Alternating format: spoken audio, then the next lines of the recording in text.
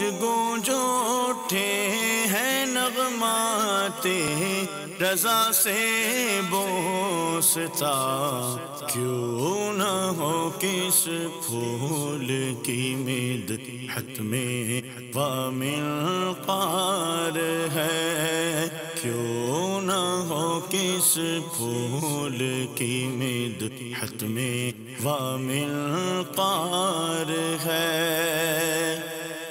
الحمدللہ رب العالمین والصلاة والسلام علی سید المرسلین، اما بعد فاعوذ باللہ من الشیطان الرجیم، بسم اللہ الرحمن الرحیم۔ الصلاة والسلام علیک یا رسول اللہ وعلی آلک واصحابک یا حبیب اللہ، الصلاة والسلام علیک یا نبی اللہ وعلی آلک واصحابک یا نور اللہ۔ میٹھے میٹھے اسلامی بھائیوں اور مدنی چینل کے ناظرین، سلسلہ ہے نغمات رضا۔ سبحان اللہ، گلشن رضا کے مہکتے پھولوں کی پیاری مہکار لے کر ہم حاضر ہوتے ہیں، اور آج جو کلام ہے یقیناً مسام دماغ کو اور دلوں کو بھی معطر اور معنبر کر دے گا، کیونکہ بات بڑی پیاری ہے۔ الحمدللہ عز و جل، یہ وہ شاہکار کلام ہے جس کے ہر شعر کے پہلے مصرے میں مکۃ المکرمہ کی بات ہے اور دوسرے مصرے میں مدینہ المنورہ کا تذکرہ ہے۔ بڑے پیارے انداز میں ان دونوں شہروں کی بات کی ہے اور عظمت مدینہ کو بیان نرالے انداز میں کیا ہے عاشق مدینہ نے۔ کلام کون سا ہے؟ یقیناً آپ کو بھی بہت پسند ہوگا، مجھے بھی بڑا پسند ہے، اور وہ کلام ہے حاجیوں آؤ شہنشاہ کا روضہ دیکھو، کعبہ تو دیکھ چکے کعبے کا کعبہ دیکھو۔ سبحان اللہ۔ آئیے اس کلام کو انشاءاللہ سنیں گے بھی اور سمجھیں گے بھی۔ پہلا شعر شہنشاہ یعنی شاہ شاہاں، یعنی نبی پاک علیہ الصلوۃ والسلام کی طرف تذکرہ ہے۔ یہ وہ آقا ہیں جن کے در سے شہنشاہی بٹتی ہے، بادشاہ بھی جن کے در کے گدا ہیں۔ اعلیٰ حضرت نے نبی پاک کو یہاں شہنشاہ کہا۔ اب اس شعر میں امام اہل سنت کیا فرما رہے ہیں کہ اے حجاج کرام، اے خوش نصیب حاجیوں، تمہیں حج کی سعادت نصیب ہوئی، تم نے بیت اللہ شریف کے انوار و تجلیات کو اپنے دامن میں سمیٹا۔ اب ذرا میری بات سنو، چلو سوئے طیبہ چلتے ہیں۔ آقائے دو عالم صلی اللہ علیہ وسلم کی بارگاہ میں یہ وہ آقا ہیں جنہوں نے کعبے کو بھی صنم خانے سے بیت اللہ بنا دیا۔ اگر یہ کعبہ ہے تو یقیناً کعبے کا کعبہ تو مدینے میں ہے، کعبے کا بھی قبلہ مدینے میں ہے، کیونکہ مدینے والے کے قدم لگے تو اسی کعبے میں جو 360 بت تھے وہ اس کعبے سے دور ہوئے۔ میرے آقا وہ ہستی ہیں جن کے سبب کعبے کو یہ عظمت اور یہ شان نصیب ہوئی۔ اگر کعبے کا حج کرنے کا حکم ملا ہے اور فضیلت یہ ہے کہ حاجی گناہوں سے پاک ہو جاتا ہے، تو روضہ رسول وہ جگہ ہے جس کے بارے میں خود نبی پاک فرماتے ہیں من زار قبری وجبت لہو شفاعتی۔ آقا کا در وہ ہے جہاں شفاعت کرنے کا وعدہ ہے۔ سبحان اللہ۔ میرے بیچ اسلامی بھائیوں، اب ذرا اور خوبصورت بات دیکھیے کہ کعبے کی عظمت جو ہے اور مرد مومن کی عظمت کی کیا شان ہے۔ ایک حدیث پاک میں ہے کہ حضرت عبداللہ بن عمر رضی اللہ تعالیٰ عنہما نے کعبہ معظمہ کو دیکھ کر فرمایا، اے کعبہ، تیری عظمت و شان ہے، لیکن ایک مومن کی عزت و عظمت اللہ کے نزدیک تجھ سے کہیں زیادہ ہے۔ خود پیارے آقا علیہ الصلوۃ والسلام نے کعبے کو مخاطب کر کے فرمایا، اے کعبہ، تو بھی پاکیزہ، تیری ہوا بھی پاکیزہ۔ اس ذات کی قسم جس کے ہاتھ میں محمد صلی اللہ تعالیٰ علیہ وسلم کی جان ہے، اللہ تعالیٰ کے نزدیک مومن کی عزت تجھ سے کہیں زیادہ ہے۔ کچھ لوگ یہ اس شعر کو سن کر تھوڑا سا کنفیوز ہو جاتے ہیں، بلکہ وسوسہ شیطان ڈالتا ہے کہ کعبے کا بھی کعبہ کہہ دیا۔ بھائی کعبے سے بڑھ کر تو مومن کی عزت و شان ہے، یقیناً کعبے کی عظمت بہت بڑی ہے، مگر اللہ نے مومن کی عزت کو، مومن کی شان کو، مومن کی حرمت کو بھی بہت بڑا فرمایا۔ تو نبی پاک تو تمام مومنین کے آقا ہیں نا، اور پیارے آقا علیہ الصلوۃ والسلام وہ عظیم ہستی ہیں۔ ذرا غور سے سنیے گا، یہ کعبے کی طرف جو ساری دنیا نماز پڑھتی ہے نا، یہ کعبہ جو کعبہ عالم بنا ہے، یہ بھی تو نبی پاک علیہ الصلوۃ والسلام کے صدقے بنا ہے۔ پیارے آقا علیہ الصلوۃ والسلام ہی کی رضا پر مسلمانوں کا قبلہ کعبہ بنا دیا گیا۔ میرے میٹھے اسلامی بھائیوں، بات یہ تھی کہ پہلے مسلمان بیت المقدس کی طرف رخ کر کے نماز پڑھتے تھے۔ پیارے آقا علیہ الصلوۃ والسلام کی تمنا تھی، کیونکہ یہودی جو تھے، غیر مسلم تھے، تانا دیتے تھے کہ مذہب تمہارا اور ہے، قبلہ ہمارا ہی استعمال کرتے ہو، بیت المقدس کی طرف ہی رک کر کے نماز پڑھتے ہو۔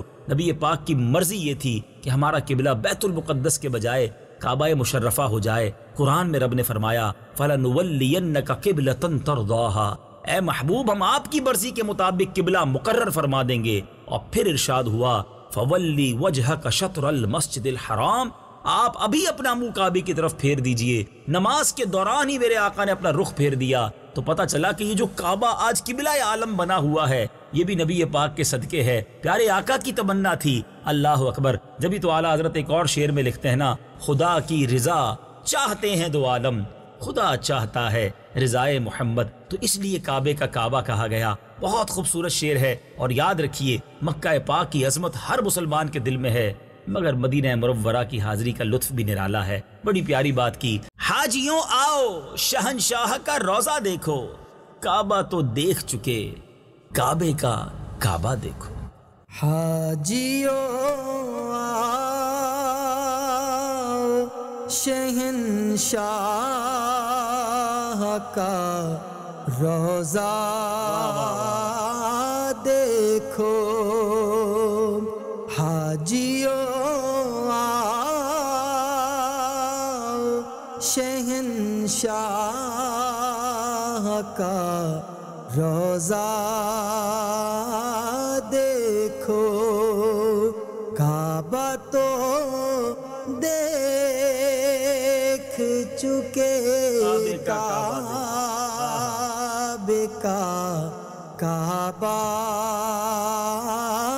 دیکھو، کعبہ تو دیکھ چکے کعبے کا کعبہ دیکھو۔ اگلے شعر کی طرف چلتے ہیں۔ رکن شامی سے مٹی وحشت شام غربت، رکن شامی سے مٹی وحشت شام غربت، اب مدینہ کو چلو صبح دلاراں دیکھو۔ کمال کا کمپیریزن نظر آئے گا، کمال کا تقابل نظر آئے گا اعلیٰ حضرت کے الفاظ میں اور ان اشعار میں۔ اب ذرا سمجھیے گا، کعبہ شریف کے 4 کونے ہیں، ٹھیک ہے، رکن یمانی بھی ہے، رکن اسود بھی ہے، رکن عراقی بھی ہے اور رکن شامی بھی ہے، لیکن یہ رکن شامی کا تذکرہ کیوں کیا؟ اللہ اکبر، شام غربت اگلے مصرے میں لائے ہیں۔ اعلیٰ حضرت فرماتے ہیں کہ کعبہ مشرفہ کا جو کونا ہے، رکن شامی کو دیکھ کر تمہارے دل کی وحشت، ہیبت جو ہے وہ دور ہو گئی، ٹھیک ہے۔ اب رکن شامی سے مٹی کون سی غربت؟ شام غربت کی وحشت مٹی۔ شام غربت کہتے ہیں سفر کی رات، سفر کر کے آئے جب رکن شامی کو دیکھا تو یہ شام غربت کہلاتی ہے۔ جب سفر میں جا کے بے سر و سامانی میں شام ہو تو اعلیٰ حضرت کہتے ہیں کہ جب تم نے رکن شامی دیکھا تو شام غربت، کتنا خوبصورت ملایا اس کو کہ وحشت شام غربت ختم ہو گئی۔ لیکن اب مدینے کو چلنا ہے، وہاں کیا ہوگا؟ یہاں تو شام غربت مٹی ہے نا، وہاں صبح دلارا دیکھنی ہے۔ لک ایٹ دا کمپیریزن، شام غربت سے صبح دلارا کو ملایا کہ رکن شامی کو دیکھا، تمہاری سفر کی تھکان اتر گئی، دل سے وحشت دور ہو گئی۔ یہ تو دنیا کی وحشت دور ہوئی نا، اگر قبر و آخرت کی وحشت کو بھی دور کرنا ہے تو نبی پاک کا روضہ دیکھ لو، وہاں کی صبح کی بات ہی نرالی ہے۔ اور صبح دلارا کا مطلب کیا ہے؟ ایسی صبح جو دل کو زینت و آرام دینے والی۔ اور خدا کی قسم ساری دنیا کی صبح دیکھ لیجئے اور گنبد خضرا کو جب صبح کے منظر میں دیکھتے ہیں تو دل سے یہ بات نکلتی ہے کہ صبح طیبہ میں ہوئی، بٹتا ہے باڑا نور کا، صدقہ لینے نور کا، آیا ہے تارا نور کا۔ واہ واہ، کمال لکھا ہے اعلیٰ حضرت نے۔ رکن شامی سے مٹی وحشت شام غربت، اب مدینہ کو چلو صبح دلاراں دیکھو۔ رکن شامی سے مٹی وحشت شام غربت، رکن شامی سے مٹی وحشت شام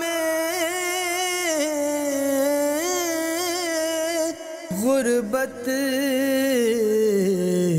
اب مدینے کو چلو صبح دلارا دیکھو، اب مدینہ کو چلو، اب مدینہ کو چلو صبح دلارا دیکھو۔ سبحان اللہ۔ میٹھے میٹھے اسلامی بھائیو، اب چلتے ہیں اگلے شعر کی طرف۔ آب زمزم تو ہم سبھی پیتے ہیں، مگر میرے رضا نے کس پیارے انداز میں آب زمزم کی بات کی۔ آپ لکھتے ہیں، آب زمزم تو پیا خوب بجھائیں پیاسیں، آب زمزم تو پیا خوب بجھائیں پیاسیں، آؤ جو دے شہ کوثر کا بھی دریا دیکھو۔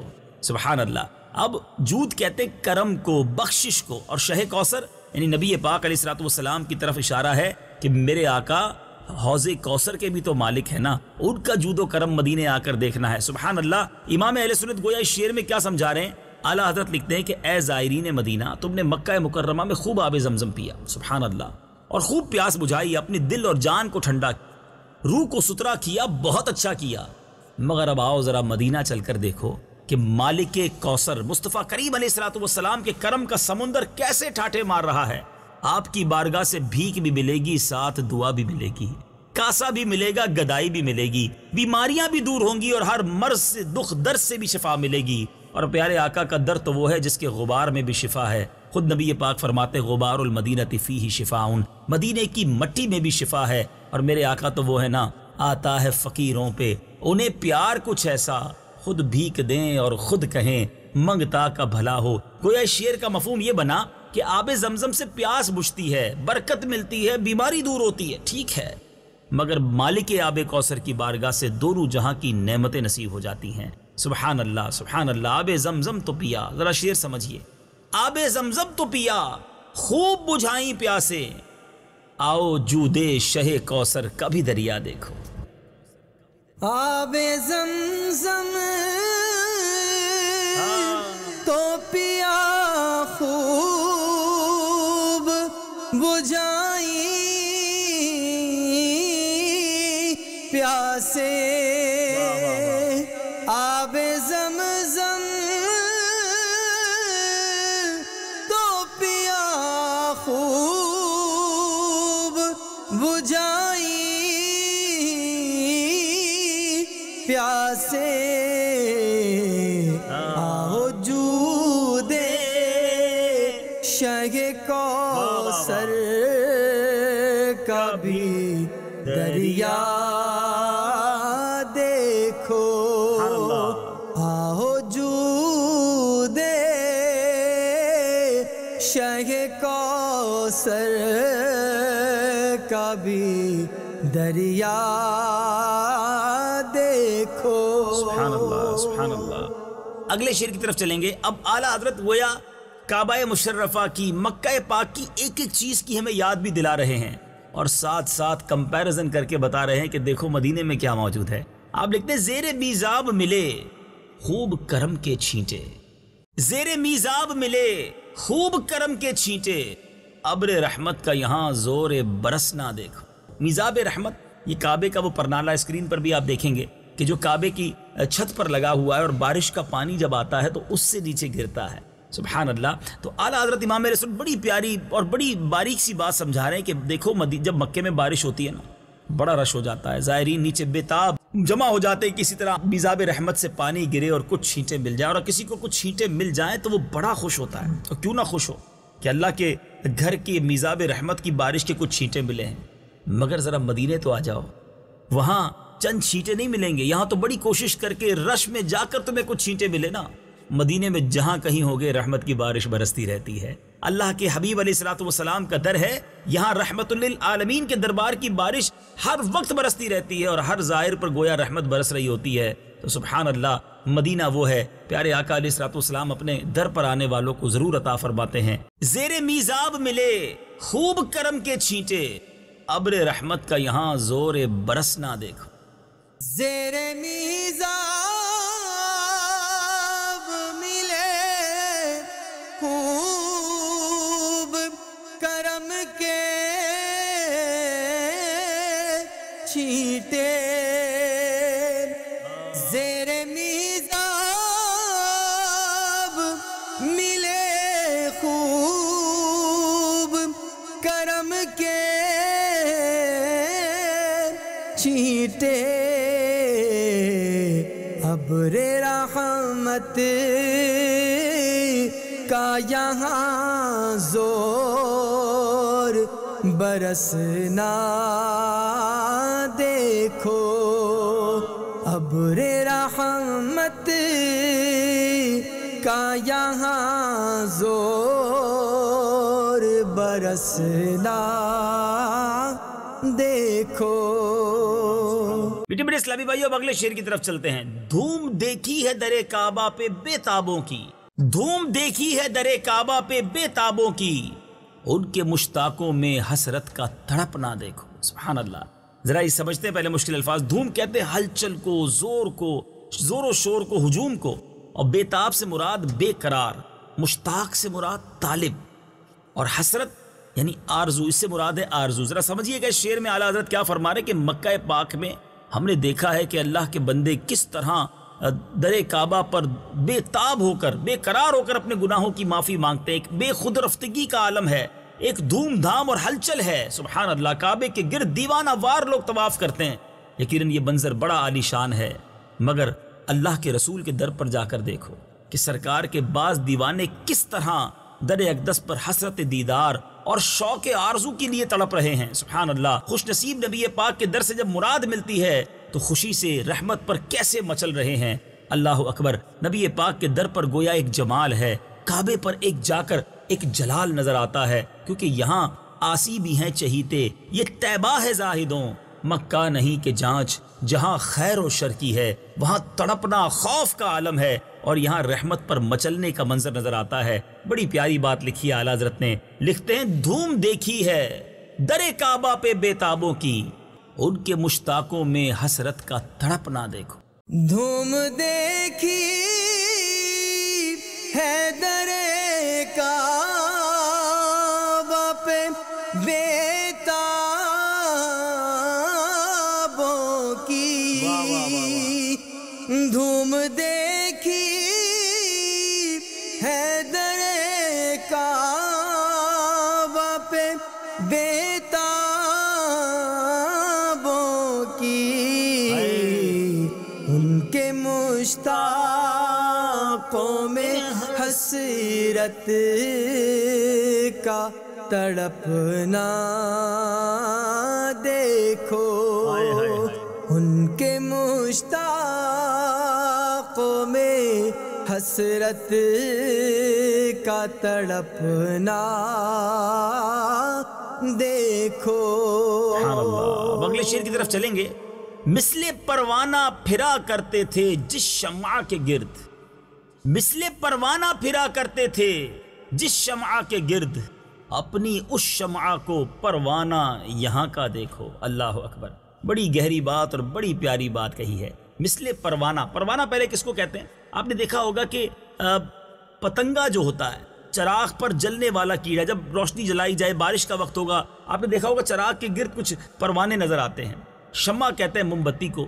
یہاں مثال دے رہے ہیں اعلیٰ حضرت کہ تم اے حاجیوں جس کعبے کے گرد پروانے کی طرح گھومتے ہو، بڑا دیوانہ وار ایک ہجوم ہوتا ہے، بڑا پیارا منظر ہوتا ہے، مگر معلوم ہے کہ یہ شمع جس کے گرد تم پروانہ وار پھرتے ہو، پیارے آقا کے در پر اس شمع کا کیا حال ہے؟ کعبہ خود نبی پاک کے در کا طواف کرتا ہے۔ اللہ اکبر، اور اعلیٰ حضرت نے یہ بات اس لیے اس طرح نہیں لکھی، پیارے آقا علیہ الصلوۃ والسلام سے کعبے کو کتنی محبت ہے۔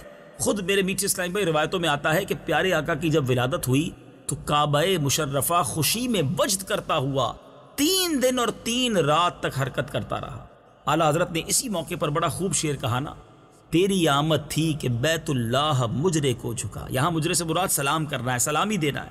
تیری آمد تھی کہ بیت اللہ مجرے کو جھکا، تیری ہیبت تھی کہ ہر بت تھر تھرا کر گر گیا۔ کعبے میں جو بت تھے وہ گر گئے، پیارے آقا کی آمد پر بیت اللہ وجد کرتا رہا۔ تو کیا خوبصورت بات کی ہے کہ جانتے ہو نبی پاک کی شان کیا ہے کہ جس شمع کے گرد پروانہ وار ساری دنیا گھومتی ہے، وہ کعبہ نبی پاک کے در پر کس انداز سے گویا حاضری دیتا ہے۔ اعلیٰ حضرت لکھتے ہیں مثل پروانہ پھرا کرتے تھے جس شمع کے گرد، اپنی اس شمع کو پروانہ یہاں کا دیکھو۔ مثل پروانہ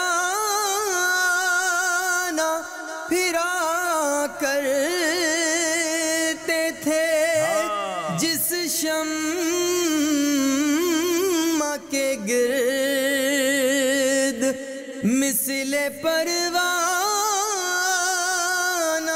پھرا کرتے تھے جس شمع کے گرد، اپنی اس شمع کو پروانہ یہاں کا دیکھو، اپنی اس شمع کو پروانہ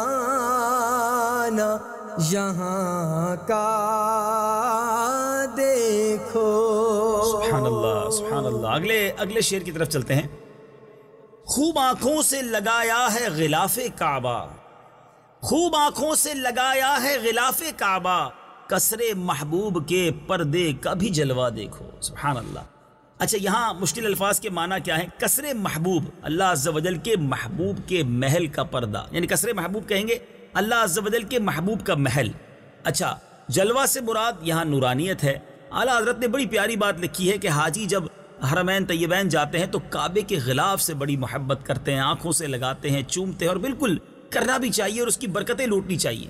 مگر اعلیٰ حضرت فرماتے ہیں کہ جس غلاف کعبہ کو آنکھوں سے لگا کر رو رو کر تم نے توبہ کی، اللہ سے معافی مانگی، بہت اچھا کیا۔ اب ذرا مدینے جا کر دیکھو کہ پیارے آقا علیہ الصلوۃ والسلام کے عالی شان محل کا پردہ کتنا حسین ہے، جس کے سائے میں مصطفیٰ علیہ الصلوۃ والسلام کے سچے عاشق خوشی میں کس طرح اپنے آنسوؤں کا نذرانہ پیش کرتے ہیں، اپنے قریب آقا کی بارگاہ میں پیش کرتے ہیں۔ وہاں وہ خوف کے آنسو ہیں، یہاں خوشی کی انتہا کے آنسو ہیں۔ مکے میں جا کر خوف الہی سے آنسو بہتے ہیں، اور مدینے جا کر آنسو تھمتے نہیں ہیں کہ میں گناہگار کہاں آ گیا، کس در کا مجھے مہمان بنا لیا گیا۔ ایک بڑی خوبصورت کیفیت ہوتی ہے۔ تو بہت خوبصورت کمپیریزن ہے کہ کسر محبوب کے پردے کا جلوہ یہ ہے کہ آقا تو وہ کریم ہیں کہ اپنے دامن میں چھپا لیتے ہیں، ان کا دامن بھی اتنا وسیع ہے کہ گناہگار اس میں چھپ بھی جاتے ہیں، دامن پر مچلتے بھی ہیں۔ سبحان اللہ سبحان اللہ۔ بڑی خوبصورت بات ہے کہ خوب آنکھوں سے لگایا ہے غلاف کعبہ، کسر محبوب کے پردے کا بھی جلوہ دیکھو۔ خوب آنکھوں سے لگایا ہے غلاف کعبہ،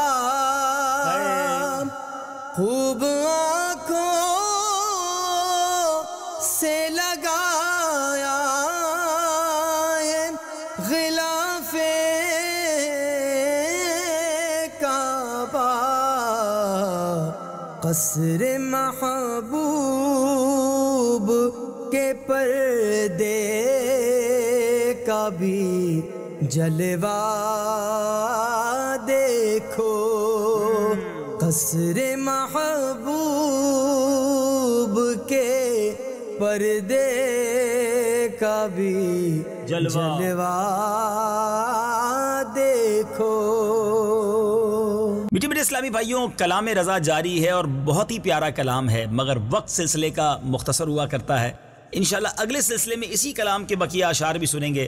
ہمارے ساتھ رہیے گا، مدنی چینل دیکھتے رہیے۔ اللہ کریم ہم سب کو حرمین طیبین کی سچی محبت بھی نصیب فرمائے اور ان دونوں مبارک شہروں کا بار بار سفر نصیب فرمائے۔ صلو علی الحبیب صلی اللہ تعالی علی محمد صلی اللہ علیہ وسلم۔